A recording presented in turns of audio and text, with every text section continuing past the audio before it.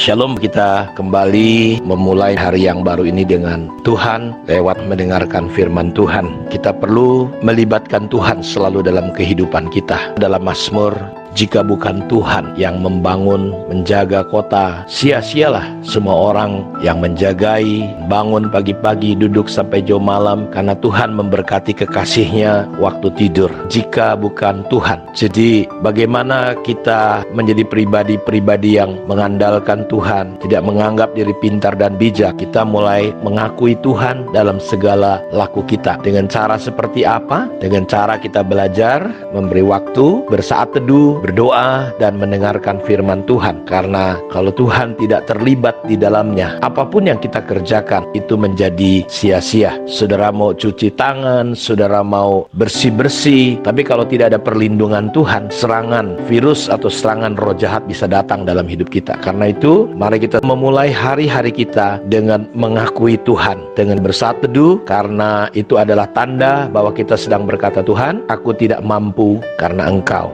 Hari ini kita akan kembali belajar dari gereja di Sardis, jemaat yang di dalamnya Tuhan langsung mengkoreksi dan menegur mereka. Tidak ada pujian, dan di sana dikatakan, tuliskanlah kepada malaikat jemaat di Sardis, inilah firman Dia yang memiliki ketujuh roh Allah dan ketujuh bintang itu. Aku tahu segala pekerjaanmu, engkau dikatakan hidup padahal engkau mati. Bangunlah dan kuatkanlah apa yang masih tinggal, yang sudah hampir mati, sebab tidak ada satupun dari pekerjaanmu aku dapati sempurna di hadapan Allahku. Kenapa mereka disebut hidup tapi mati? Yang pertama, kita pelajari bahwa ada dosa yang mengerikan di gereja ini. Jadi jangan saudara berpikir bahwa kalau di gereja itu semuanya aman-aman. Tidak, saudara-saudaraku. Sehingga kita berpikir bahwa di gereja itu adalah tempat orang-orang yang suci, tempat orang-orang yang luar biasa. Tidak, gereja tempat di mana orang-orang dibenahi hidupnya. Saudara harus mau membuka hati, membuka diri untuk dikoreksi, untuk dipimpin,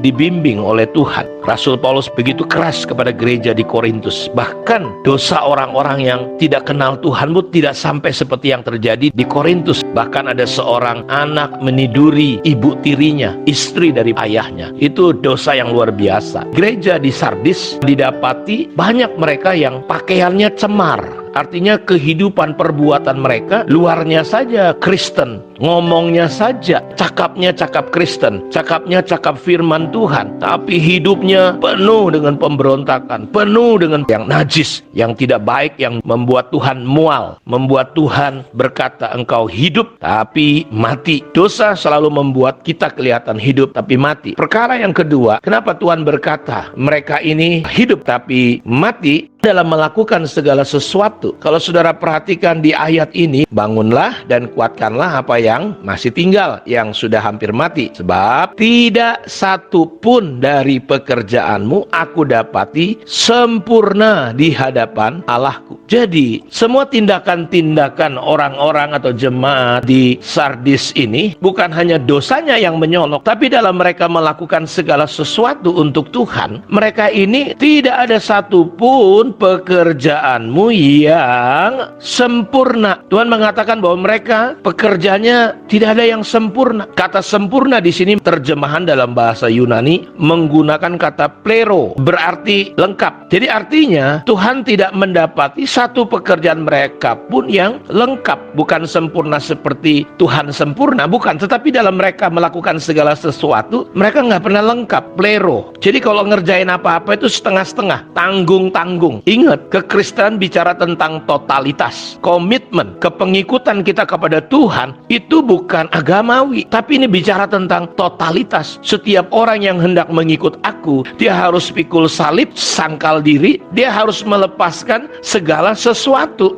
Dalam terjemahan yang lain dikatakan, saya telah menemukan bahwa Anda tidak sepenuhnya mentaati Allah. Hari-hari ke depan kita coba lihat bagaimana orang-orang pilihan Tuhan di dalam perjanjian lama. Mereka ngikut Tuhan, tapi nggak total. Begitu ada celah, menyembah berhala. Di satu sisi mereka takut akan Tuhan, tapi di sisi yang lain mereka masih menyembah yang lain, setengah-setengah dalam memberi, dalam melayani, dalam mengikut Tuhan. Saya percaya Tuhan, tapi nggak total. Dan ini yang Tuhan lihat. melihat gereja ini hidup tapi mati. Karena pekerjaanmu ini nggak ada yang beres gitu. Kalau kerja di rumah itu nyapu halaman, tapi nggak dikerjain semua. Masih ada sampah di kiri kanan. Gereja ini ya cuma mau dilihat oleh manusia saja. Kelihatannya baik. Kalau kita hanya menyenangkan manusia, Paulus bilang kepada gereja Galatia, pasal 1 ayat 10. Jadi bagaimana sekarang? Adakah ku cari kesukaan manusia atau kesukaan Allah? Adakah ku coba berkenan kepada manusia? Sekiranya aku masih mau mencoba berkenan kepada manusia, maka aku bukanlah hamba Kristus. Kita ikut Tuhan bukan menyenangkan manusia. Karena itu pada renungan pagi ini,